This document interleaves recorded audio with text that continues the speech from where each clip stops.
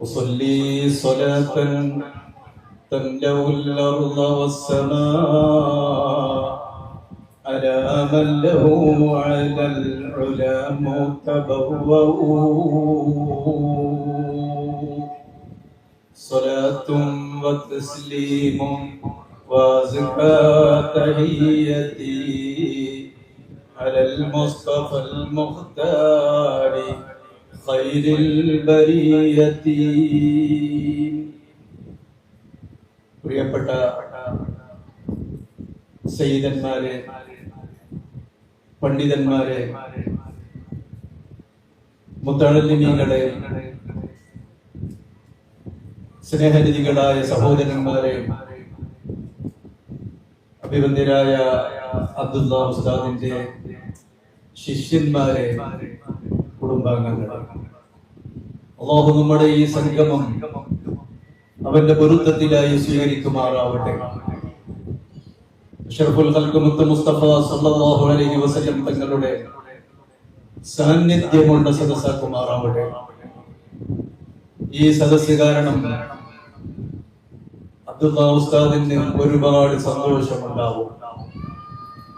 ആഖിറത്തിൽ, പരലോകത്തിൽ, ബർസഖിയായ ജീവിതത്തിൽ മഹാനവറുകളുടെ ജീവിതം ആനന്ദകരമാക്കുമാറാവട്ടെ. മാറപ്പെട്ട തങ്ങളുടെ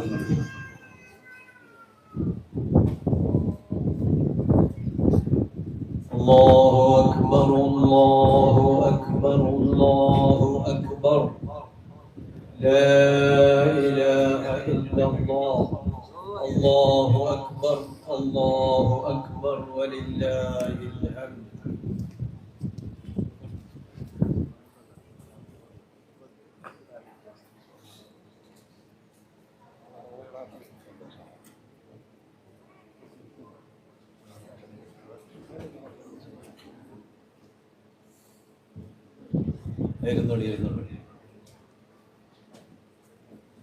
പ്രസംഗത്തിന്റെ സരസല്ല,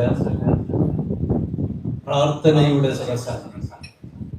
വിവന്യരായ തങ്ങൾ എത്തിയിട്ടുണ്ട്. നമുക്ക് എത്രയും വേഗത്തിൽ ദുആ ചെയ്തുകൊണ്ട് തിരിയാം. 40 ദിവസം കഴിഞ്ഞെങ്കിലും ആ വിയോഗത്തിന്റെ നൊമ്പരവും നോവും നമ്മുടെ മനസ്സിൽ ഇപ്പോഴും കത്തിക്കൊണ്ടിരിക്കുകയാണ്. സത്യം പറഞ്ഞാൽ അബ്ദുള്ള ഉസ്താദ് ഇല്ലാത്ത ഈ കൊട്ടാരത്തിലേക്ക് വരുമ്പോൾ വലിയ വേദനയാണ്. ഇങ്ങനെ ഒരു സദസ്സിൽ നിന്നുകൊണ്ട് ബഹുമാനപ്പെട്ടവരെ പറ്റി അനുസ്മരിക്കേണ്ടി വരുമെന്ന് നാം ഒരിക്കലും നിലച്ചിരുന്നില്ല. അഹമ്മദ് ഷൗഖി ഒരിക്കൽ പാടുകയുണ്ടായി. അദ്ദേഹത്തിന്റെ വലിയ കവിയാണല്ലോ. അതിന്റെ സാരം, നീ നടന്നു പോകുന്ന വഴികളിൽ പിറകെ വരുന്നവർക്ക് നീ അതിലൂടെ നടന്നിരുന്നു എന്ന് മനസ്സിലാവണം. ആ നിലക്ക് നീ ജീവിക്കണം എന്ന് അഹമ്മദ് ഷൗഖി പറഞ്ഞത് ഓർത്തു പോവുകയാണ്. ഒരു വഴിയിലൂടെ സഞ്ചരിക്കുന്നുവെങ്കിൽ പിറകെ വരുന്നവർക്ക് അവർ പറയണം, അബ്ദുള്ള ദാരിമി ഉസ്താദ് ആ വഴിയിലൂടെ സഞ്ചരിച്ചു പോയിട്ടുണ്ട് എന്ന്. അതിനുള്ള അടയാളം നീ ആ വഴിയിൽ ബാക്കി വെക്കണമെന്ന് അഹമ്മദ് ഷൗഖി പറഞ്ഞ പോലെ നടന്നുപോയ വഴികളിലെല്ലാം അടയാളം ബാക്കി വെച്ചുകൊണ്ടാണ് നമ്മുടെ അഭിവന്ദ്യരായ ഉസ്താദ് അവർകൾ നടന്നുപോയത്. ഏതൊക്കെ വഴിയിലൂടെ സഞ്ചരിച്ചു പോകും, ആ വഴികളിലൊക്കെ അദ്ദേഹത്തിന്റെ ആസാറുകൾ, അദ്ദേഹം നടന്നതിന്റെ ലക്ഷണങ്ങൾ, അദ്ദേഹത്തിന്റെ സൗഗന്ധം, അദ്ദേഹത്തിൽ നിന്ന് വീശിയിരുന്ന സുഗന്ധം ആ വഴികളിലൊക്കെ നിൽക്കുന്നുണ്ടാവും. അങ്ങനെ ഒരുപാട് വഴികൾ നമുക്ക് മുന്നിൽ വെട്ടിത്തെളിയിച്ച അഭിവന്ദ്യരായ ഗുരുവര്യർ 1981 ഞാൻ അദ്ദേഹവുമായി പരിചയപ്പെടുന്നത്. കാസർഗോഡ് മാലിക് ബിൻ ദീനാർ തങ്ങളുടെ പരിശുദ്ധമായ പള്ളി എല്ലാവർക്കും അറിയാമല്ലോ. ആ പള്ളിയിൽ അഭിഗമ്യ ഗുരുവര്യർ മുസ്ലിം കൈരളിയുടെ സുന്നത്ത് ജമാഅത്തിന്റെ സുന്നി ലോകത്തിന്റെ ആശയും ആവേശവുമായിരുന്ന അഭിഗമ്യ ഗുരുവര്യർ ഇ.കെ. ഹസൻ മുസ്ലിയാർ നബറല്ലാഹു മർഖദ മഹാനവറുകളുടെ ദർസ് നടത്തുകയാണ്. ഞങ്ങൾ ഒരുപാട് മുതഅല്ലിമീങ്ങളുണ്ട്. അങ്ങ് പാലക്കാട് ജന്നത്തുൽ ഉലൂമിൽ നിന്നാണ് ഞങ്ങൾ അങ്ങോട്ട് കാസർഗോട്ടേക്ക് എത്തിയത്. അങ്ങനെ കുറെ ദിവസങ്ങൾക്ക് ശേഷം അല്ലെങ്കിൽ മാസങ്ങൾക്ക് ശേഷമാണ് അബ്ദുള്ള ഉസ്താദ് അവിടെ വരുന്നത്. അബ്ദുള്ള ഉസ്താദ് വരുന്നത് അവിടുത്തെ പ്രിയപ്പെട്ട പിതാവ് യൂസുഫ് ഹാജി ഖദ്ദസല്ലാഹു തആല സിർറഹുൽ അസീസ് മഹാനവറുകളുടെയും അബ്ദുള്ള ഉസ്താദിന്റെ ശൈഖായിരുന്ന ഇ.കെ. ഉമറുൽ ഖാദിരി ഖദ്ദസല്ലാഹു തആല സിർറഹുൽ അസീസ് അവരുടെയും നിർദ്ദേശപ്രകാരമാണ് ആ കാസർഗോഡ് പള്ളിയിലേക്ക് വരുന്നത്. പ്രധാനമായും ബഹുമാനപ്പെട്ട ഇ.കെ. ഹസൻ മുസ്ലിയാറിൽ നിന്ന് ഓതിപ്പടിക്കണം. അതാണ് പ്രധാനപ്പെട്ട ഉദ്ദേശം. ഒരു രാത്രിയിൽ അദ്ദേഹം എപ്പോഴാണ് വന്നതെന്ന് ഞാൻ അറിഞ്ഞിരുന്നില്ല. വന്ന അതേ ദിവസം രാത്രിയിൽ ഇശാനിസ്കാരത്തിന് ശേഷം രണ്ടാം ദർസൊക്കെ കഴിഞ്ഞിട്ട് ഒരു മുതഅല്ലിം, എന്റെ അതേ പ്രായമുള്ള ഒരു മുതഅല്ലിം വന്നിട്ട് എന്നെ വിളിച്ച് സലാം പറഞ്ഞുകൊണ്ട് പറയുന്നു, വരൂ എന്റെ കൂടെ പോരുന്നോ, ഒരു പരിപാടിയുണ്ട്. ഞാൻ പറഞ്ഞു, ഉസ്താദ് ഇ.കെ. ഹസൻ മുസ്ലിയാരാണ്, പുറത്തു പോയാൽ നല്ല അടി കിട്ടും, എങ്ങനെ പോരാൻ പറ്റും? അബ്ദുള്ള ഉസ്താദ് പറഞ്ഞു, നിങ്ങൾ വരൂ, ഒന്നും സംഭവിക്കുകയില്ല, നമുക്ക് പോവാം. ഞാൻ അദ്ദേഹത്തിന്റെ കൂടെ പോയി. അന്ന് മുതൽ നേരത്തെ അൻവർ ഉസ്താദ് പറഞ്ഞ പോലെ വഫാത്താകുന്നത് വരെയും ഞങ്ങളുടെ ബന്ധം സുദൃഢമായി തന്നെ നിലനിൽക്കുകയുണ്ടായി. എന്നോട് എപ്പോഴും പറയുമായിരുന്നു, എന്റെ കൂടെ അവസാനം വരെ നിങ്ങൾ ഉണ്ടാകും. അങ്ങനെ അന്ന് അദ്ദേഹത്തിന്റെ കൂടെ പോയി. കാസർഗോഡ് നിന്ന് തടങ്കരയിൽ നിന്ന് ഞങ്ങൾ വണ്ടി കയറി, ഒരു ബസ്സിൽ കയറി. മംഗലാപുരം പോകുന്ന വഴിയിൽ ബൊഗ്രാൻ പുത്തൂരിൽ ആ രാത്രിയിൽ ഇറങ്ങി. അവിടെ ഇറങ്ങിയിട്ട് ഞാൻ ചോദിച്ചു, എങ്ങോട്ടാണ് നമ്മൾ പോകുന്നത്? അദ്ദേഹം ഇരുട്ടിലൂടെ നടന്നുകൊണ്ട് എന്നെയും കൂട്ടിപ്പിടിച്ചുകൊണ്ട് നടന്ന് ഒരു വീട്ടിലേക്ക് ചെന്ന് കയറി. ആ വീട്ടിൽ ഒരു ചികിത്സ നടക്കുന്നുണ്ടായിരുന്നു ഉമറുൽ ഖാദിരി തങ്ങളുടെ, ഇ.കെ. ഉമറുൽ ഖാദിരി തങ്ങളുടെ ഖദ്ദസല്ലാഹു തആല സിർറഹുൽ അസീസ്. ആ ചികിത്സക്ക് നേതൃത്വം നൽകാൻ വേണ്ടിയാണ് ആ വീട്ടിലേക്ക് ചെന്ന് കയറിയത്. എന്നെ സംബന്ധിച്ചിടത്തോളം ഒരാദ്യത്തെ അനുഭവമായിരുന്നു അത്, ഒരാത്മീയ ചികിത്സാ സദസ്സിൽ പങ്കെടുക്കുക എന്നത്. ആ ചികിത്സയുടെ സ്വഭാവം എന്തെന്ന് ചോദിച്ചാൽ, കുറെ ദിക്റുകൾ ചെല്ലും.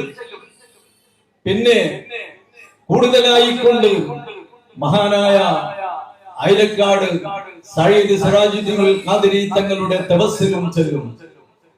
അതിങ്ങനെ ആവർത്തിച്ച് ചൊല്ലിക്കൊണ്ടുള്ള ഒരു ചികിത്സയാണ്. ഞങ്ങൾ ഇരിക്കുന്ന റൂമിന്റെ അടുത്ത റൂമിൽ ഒരു പ്രാന്തനെ കെട്ടിയിട്ടിട്ടുണ്ട്. അദ്ദേഹത്തിന് വേണ്ടിയുള്ള ചികിത്സയാണ് അവിടെ നടന്നുകൊണ്ടിരിക്കുന്നത്. ഉമറുൽ ഖാദിരി തങ്ങൾ ഏറ്റെടുത്ത ചികിത്സയാണ്. അതിന്റെ ഉത്തരവാദിത്വവും കൂടി മഹാനായ അബ്ദുള്ള ഉസ്താദിനെ ഏൽപ്പിച്ചു. അങ്ങനെയാണ് ഈ ഉത്തരവാദിത്വം നിർവഹിക്കലും ഉസ്താദിന്റെ അടുക്കൽ നിന്ന് ബോധിപ്പടിക്കലുമായിരുന്നു അബ്ദുള്ള ഉസ്താദിന്റെ ആ കാസർഗോട്ടേക്കുള്ള വരവിന്റെ ലക്ഷ്യം. പകൽ സമയങ്ങളിലെല്ലാം ദർസിൽ സജീവമായിട്ട് അബ്ദുള്ള ഉസ്താദ് ഉണ്ടാവും. ഏതെങ്കിലും പള്ളിയുടെ ഏതെങ്കിലും ഒരു മൂലയിൽ ഇരുന്നു കൊണ്ട് നന്നായി ഓതിപ്പടിക്കും. ഇ.കെ. ഹസൻ മുസ്ലിയാർക്ക് വളരെ ഇഷ്ടപ്പെട്ട ശിഷ്യനാണ്.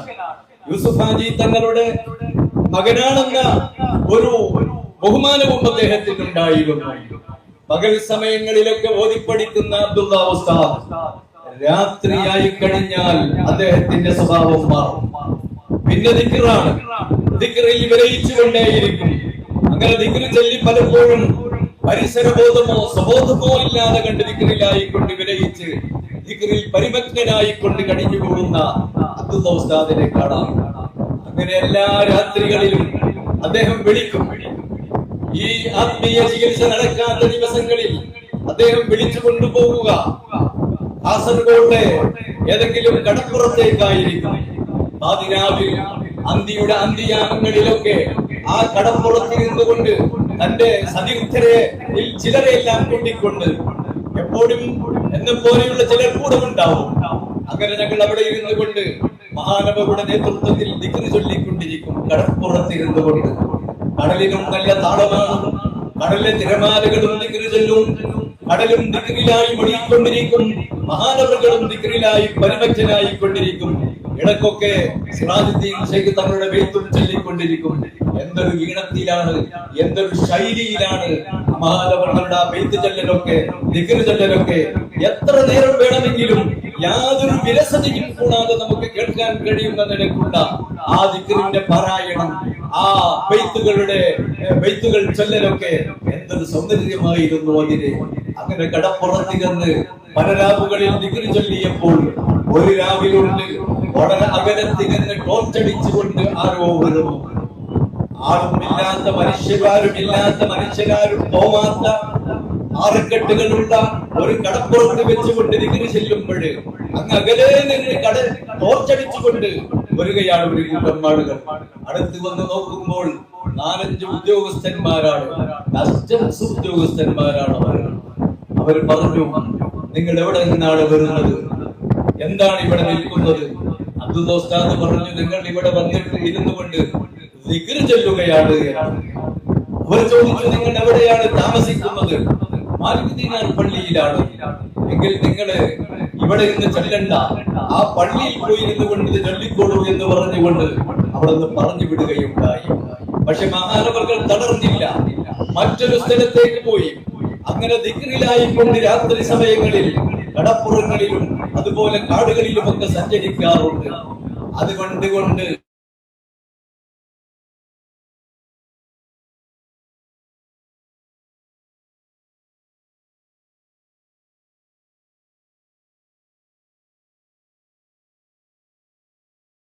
നടക്കാറുണ്ട്. ഒരിക്കൽ തന്റെ പിതാവിനോട് യൂസുഫ് ഹാജി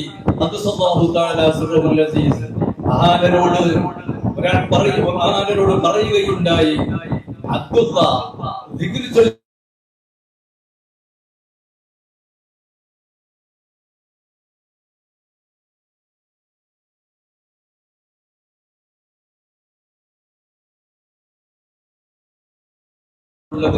മീനുകളും ഈ പുഴകളിലൊക്കെ സഞ്ചരിക്കുന്നുണ്ടല്ലോ, അതിന്റെ മുകൾ പരപ്പിലൂടെ സഞ്ചരിക്കുന്നുണ്ടല്ലോ, അതിൽ അത്ഭുതമൊന്നുമില്ല എന്ന് യൂസുഫ് ഹാജി എന്ന് പറഞ്ഞതായി മഹാനവറുകൾ തന്നെ നേരിട്ട് പറഞ്ഞതാണ്.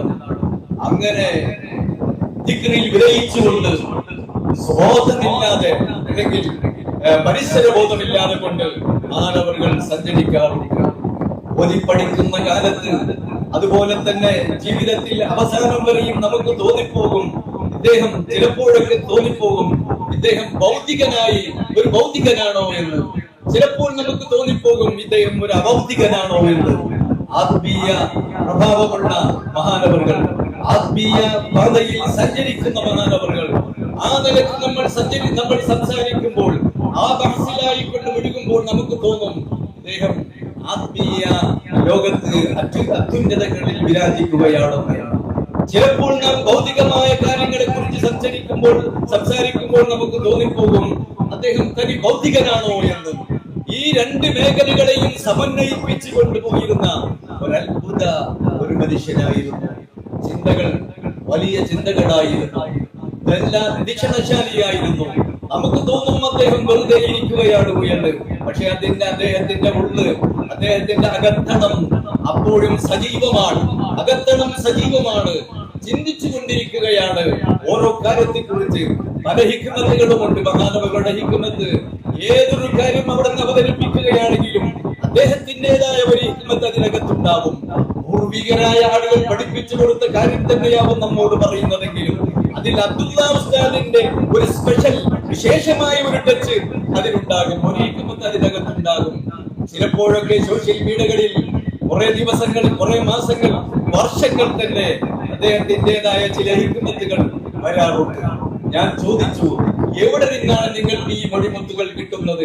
ഇങ്ങനെയൊക്കെ ഈ ഹിക്മത്തുകൾ എവിടെ നിന്നാണ് നിങ്ങൾക്ക് വരുന്നതെന്ന് ചോദിച്ചപ്പോൾ അത് പറഞ്ഞു, ദാരിമി, അത് നമ്മൾ ഒരു കാര്യം ചെയ്യുകയാണെങ്കിൽ നാം സ്വന്തമായി അല്പനേരം ഇരുന്നുകൊണ്ട് അള്ളാഹുവിലേക്ക് നമ്മുടെ മനസ്സിനെ അങ്ങോട്ട് തിരിച്ചു വെച്ചാൽ അള്ളാഹു അതൊക്കെ നമ്മുടെ ഉള്ളിലേക്ക് ഇങ്ങനെ ഒഴുകി കൊണ്ടുവരും, അതിങ്ങനെ ഫൈദാനായി കൊണ്ടുവരുമെന്ന്. അങ്ങനെ എപ്പോഴും ചിന്തിച്ചു കൊണ്ടിരിക്കുന്ന, ഒരു സമയം വെറുതെ കളയാതെ ആത്മീയവും ഭൗതികവുമായ എല്ലാം കൂട്ടിക്കൊലർത്തി എല്ലാം സമന്വയിപ്പിച്ചു കൊണ്ടുപോകുന്ന മഹാനവറുകൾ ത്വരീഖത്തിന്റെയും ആത്മീയതയുടെയും അത്യുന്നതങ്ങളിൽ വിരാജിക്കുമ്പോഴും അവിടുന്ന് പറയാറുണ്ട്, സംഘടനാ രംഗത്ത് നാം സജീവമാവണം, പണ്ഡിതന്മാരെ നാം അനുസരിക്കണം. എല്ലാ പണ്ഡിതന്മാരെയും അനുസരിച്ചുകൊണ്ട് എത്രത്തോളം എന്നല്ലേ സിംഗ് അക്കാദമിയുടെ ക്ലാസുകൾ നടക്കുമ്പോൾ അതിൽ ക്ലാസ്സിൽ പങ്കെടുക്കുന്നവരോട് ആദ്യമേ പറയും, നിങ്ങൾ ദർസ് ഒഴിവാക്കരുത്. ഒഴിവുള്ള സമയങ്ങളിൽ മാത്രമേ ദർസ് ഒഴിവാക്കാതെ നിങ്ങൾക്ക് ഒഴിവ് കിട്ടുന്ന സമയങ്ങളിൽ മാത്രമേ ഇതിനു വേണ്ടി നിങ്ങൾ ചിലവഴിക്കാവൂ. മറ്റൊന്ന്, സംഘടനാ പ്രവർത്തനം നിങ്ങൾ ഒഴിവാക്കരുത്. മറ്റൊന്ന്, പണ്ഡിതന്മാരുടെ പിന്നിൽ അണിനിരക്കണം. ഇങ്ങനെയുള്ള നിബന്ധനകൾ സ്വീകരിക്കുന്നവർക്ക് മാത്രമേ അദ്ദേഹം തന്റെ ക്ലാസ്സിൽ പങ്കെടുക്കാൻ അനുമതി കൊടുത്തിരുന്നുള്ളൂ. അപ്പൊ ആത്മീയമായ രംഗത്ത് പ്രവർത്തിക്കുന്ന പലരും പണ്ഡിതന്മാരെ അധിക്ഷേപിക്കുകയോ അല്ലെങ്കിൽ പണ്ഡിതന്മാരുടെ വഴിയിൽ നിന്ന് മാറി ചിന്തിക്കുകയോ ചെയ്യുമ്പോൾ പണ്ഡിതന്മാർക്ക് പിന്നിൽ അണിനിരക്കണമെന്ന് ആരവർക്ക് പറയാറുണ്ടായിരുന്നു. പണ്ഡിതന്മാരെ അനുസരിച്ചു കൊണ്ടുപോകുന്ന, പണ്ഡിതന്മാർക്ക് പിന്നിൽ അണിനിരന്ന, അവരെ എല്ലാ നിലക്കും പിന്തുടർന്നുകൊണ്ടായിരുന്നു മഹാനവറുകൾ പോകുന്നത്. ഓതിപ്പടിക്കുന്ന കാലത്ത് പത്രപ്രവർത്തന രംഗത്തും സാഹിത്യ രംഗത്തും ഒക്കെ പ്രവർത്തിക്കണമെന്ന് വലിയ മോഹമുണ്ടായിരുന്നു മഹാനവറുകൾക്ക്. ഇതിനു വേണ്ടി ഒരുപാട് ഗ്രന്ഥങ്ങൾ ശേഖരിച്ചു കൊണ്ടുവന്നുകൊണ്ട് വായിക്കാറുണ്ടായിരുന്നു. എന്റെ കയ്യിലുള്ള പല പുസ്തകങ്ങളും വാങ്ങിക്കൊണ്ട് വായിക്കാറുണ്ട്. സ്വലേ എന്ന് പറയുന്ന സ്വന്തം ലേഖകൻ തന്നെ സ്വലേ എന്ന ഒരു പുസ്തകം ഉണ്ടായിരുന്നു. ആ പുസ്തകമൊക്കെ എന്റെ കയ്യിൽ നിന്ന് വാങ്ങി ഒരുപാട് തവണ വായിച്ചു തീർത്തുകൊണ്ട് സാഹിത്യ രംഗത്തേക്ക് വരാൻ, സാഹിത്യ രംഗത്തേക്ക് മുന്നിട്ടിറങ്ങാൻ അങ്ങനെയൊക്കെ പരിപാടികൾ ഉണ്ടായിരുന്നു. ഏതൊക്കെ രംഗങ്ങളുണ്ടോ, ഭൗതികമായ രംഗങ്ങളുണ്ടോ, അതൊക്കെ അംഗീകരിച്ചുകൊണ്ടായിരുന്നു ആത്മീയ രംഗത്ത് മാനവകൾ പ്രവർത്തിച്ചിരുന്നത്. ആത്മീയ ലോകത്തേക്ക് എന്നെ പോലെയുള്ള പലരെയും കൈപിടിച്ചു കൊണ്ടുവന്നത് മഹാനരായിരുന്നു. കാസർഗോഡ് മാലിക് ദീനാർ പഠിക്കുകയാണെങ്കിൽ പോലും ആ മാലിക് ദീനാർ തങ്ങളുടെ മക്ബറയിൽ പോലും പോവാൻ വളരെ കുറവായിരുന്നു. വെള്ളിയാഴ്ചകളിൽ മഹാനായ ഉസ്താദിന്റെ നേതൃത്വത്തിൽ നടക്കുന്ന ആ സിയാറത്തിലായിരുന്നു പങ്കെടുത്തിരുന്നത്. മറ്റ് സമയങ്ങളിലൊന്നും അവിടെ പോവാറുണ്ടായിരുന്നില്ല എന്നെ പോലത്തെ ചിലർ. പക്ഷെ അബ്ദുൽ ഉസ്താദ് വന്നതോടുകൂടി അതിനൊക്കെ മാറ്റം വന്നു. പിന്നെ സിയാറത്ത്, മഹാത്മാക്കളെ സിയാറത്ത് ചെയ്യുന്നതിന്റെ അതിന്റെ അഭിരുചിയും അതിന്റെ മഹത്വവും ഒക്കെ നമുക്ക് മനസ്സിലാക്കി തന്നത്, അല്ലെങ്കിൽ നമ്മുടെ ഹൃദയത്തിലേക്ക് ആ ആവേശം വിട്ടു തന്നത് അബ്ദുൽ ഉസ്താദായിരുന്നു. ആ നിലക്ക് എല്ലാ രംഗത്തും നമുക്ക് മാതൃകയായിക്കൊണ്ട് മഹാനവറുകൾ മുന്നും ജീവിക്കുകയുണ്ടായി.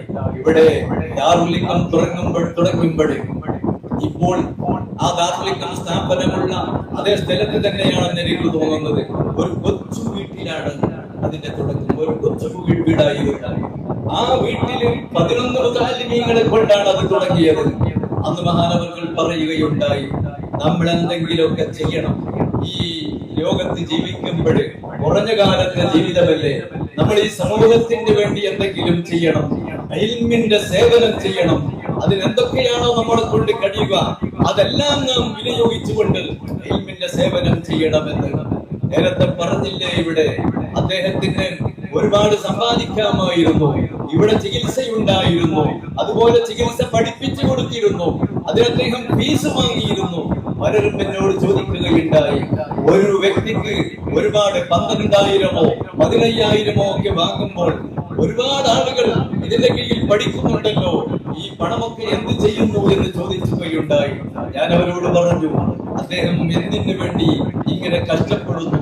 ആദ്യരാവിലൊക്കെ ഉറക്കൊഴിച്ചുകൊണ്ട്, അല്ലെങ്കിൽ ദിവസങ്ങളോളം ഉറക്കവും ഇല്ലാതെ ഇരുന്നു കൊണ്ട് ചിന്തിച്ചുകൊണ്ട് അദ്ദേഹം ഇതിനു വേണ്ടി പ്രവർത്തിക്കുന്നത് അദ്ദേഹത്തിന് സമ്പാദിക്കാൻ വേണ്ടിയല്ല, ഒരു പിൽസ് പോലും ഒരു പക്ഷേ അദ്ദേഹത്തിന് അതിൽ നിന്ന് നേടിയെടുക്കാൻ വേണ്ടിയായിരുന്നില്ല.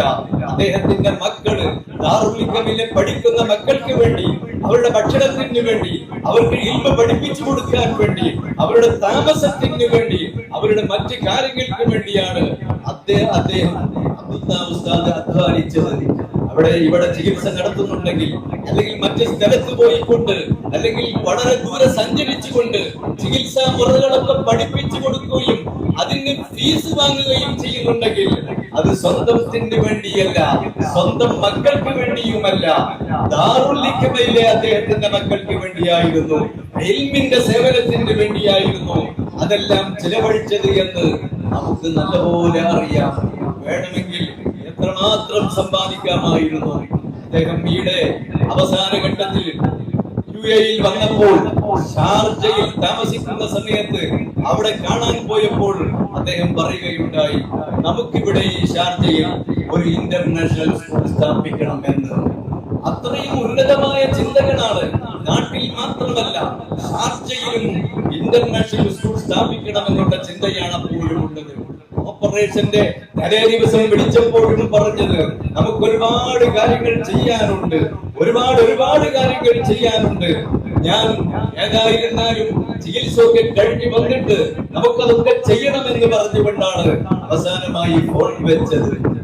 തീർച്ചയായിട്ടും അതൊക്കെ ജീവിച്ചിരിക്കുന്ന പാണാവള്ളി ഉസ്താദിനേക്കാൾ പോയ പാണാവള്ളി ഉസ്താദ് ഇവിടെ ജീവിച്ചിരിക്കുന്നുണ്ട്.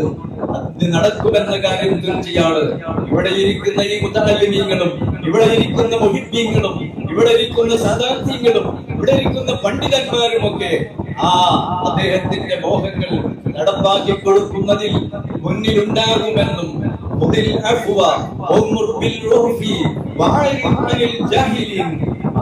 എപ്പോഴും പറയാറുണ്ട്, ഉപദേശിക്കാറുണ്ട്. എന്തെങ്കിലും പ്രതിസന്ധികൾ വന്ന് പറയുമ്പോൾ, എന്തെങ്കിലും പ്രതിസന്ധികൾ നേരിടുമ്പോൾ, അദ്ദേഹത്തെ സമീപിക്കുമ്പോൾ പറയാറുണ്ട്,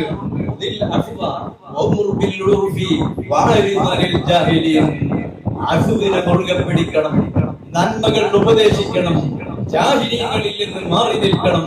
അതാണ് നാം ചെയ്യേണ്ടത് എന്ന് എപ്പോഴും പറയാറുണ്ട്. നമുക്ക് ഒരുപാട് പഠിക്കാനുണ്ട്. ഇൻഷാ അല്ലാഹ് ഇനിയും അവസരം കിട്ടുമ്പോൾ നമുക്ക് പറയാം. തങ്ങൾക്ക് വളരെ വേഗത്തിൽ പോകാനുള്ളത് കൊണ്ട് ഇവിടെ ഇരിക്കുന്ന ആടവനെ പോലെയുള്ള പണ്ഡിതന്മാരെ എല്ലാവരെയും സാധാരണങ്ങളെയും ഇരുത്തിക്കൊണ്ട് സംസാരിക്കുന്നത് ശരിയല്ലെന്ന് മനസ്സിലാക്കിക്കൊണ്ട് നാം പറഞ്ഞത് അല്ലാഹു തആല കബൂലാക്കുമാറാവട്ടെ എന്ന് പ്രാർത്ഥിച്ചുകൊണ്ട് ഉസ്താദിന്റെ പദവി അല്ലാഹു തആല ഉയർത്തുമാറാവട്ടെ. ഇത് കണ്ട് അവിടുത്തെ സന്തോഷിക്കുമാറാവട്ടെ. ആ സന്തോഷം പരലോകത്ത്, ഖബറിലുള്ള ആ സന്തോഷം അവസാനം സ്വർഗീയ ലോകത്ത് അവിടത്തോടൊപ്പം, അവിടുത്തെ പിതാവിനോടൊപ്പം, പിതാവിന്റെ മശായിഖന്മാരോടൊപ്പം, ഇവിടെയുള്ള പാവപ്പെട്ടവരായി മുതഅല്ലിമീങ്ങളോടൊപ്പം നമുക്കെല്ലാവർക്കും സ്വർഗീയ ലോകത്ത് അവരോടൊപ്പം അല്ലാഹു റബ്ബുൽ ഇസ്സത്ത് അഷ്റഫുൽ ഖൽഖായ മുസ്തഫ സല്ലല്ലാഹു അലൈഹി വസല്ലം തങ്ങളുടെ ചാരെ ഒരുമിച്ച് കൂടാനുള്ള സൗഭാഗ്യം നൽകുമാറാവട്ടെ എന്ന പ്രാർത്ഥനയോടെ ആഖിറു ദഅവാന അൽഹംദുലില്ലാഹി റബ്ബിൽ ആലമീൻ. അസ്സലാമു അലൈക്കും വറഹ്മത്തുള്ളാഹി.